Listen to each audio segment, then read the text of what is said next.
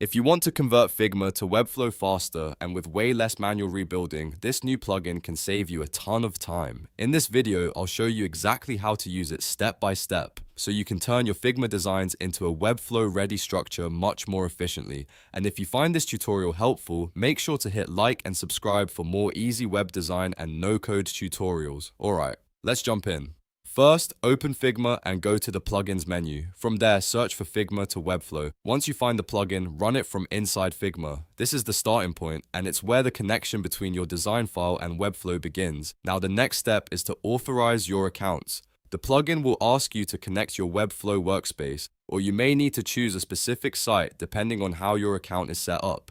Click Connect, then approve the permissions when prompted. This step is important because the plugin needs access to send your design structure over to Webflow properly. Before you go any further, make sure your Figma design is prepared correctly. For the best results, your layouts should use auto layout. Why does that matter? Because auto layout helps your design translate more accurately into responsive Flexbox-based structures inside Webflow.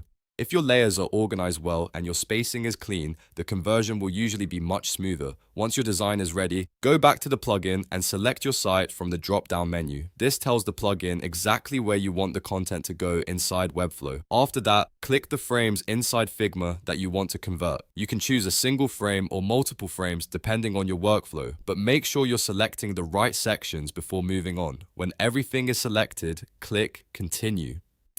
At this point, the plugin will begin processing your frames and preparing them for Webflow. Depending on the size and structure of your file, this may take a few moments. The key here is to make sure your design system is organized, your auto layout is set correctly, and your Webflow connection is active. A helpful tip is to keep your Figma file clean before conversion. Use clear naming, consistent spacing, and properly nested elements so the plugin has an easier time interpreting your design. The better your structure in Figma, the better your results in Webflow. And that's the basic workflow for converting Figma to Webflow with the new plugin. You open the plugin, connect your Webflow account, prepare your Figma designs with auto layout, choose your site, select your frames, and continue the conversion process. From there, you can refine and polish the result inside Webflow as needed. If this video helped you, please hit the like button and subscribe so you don't miss the next tutorial. And if you want, I can also help you with a follow-up guide on how to clean up the Webflow output after the Figma import, so your layout looks even more polished.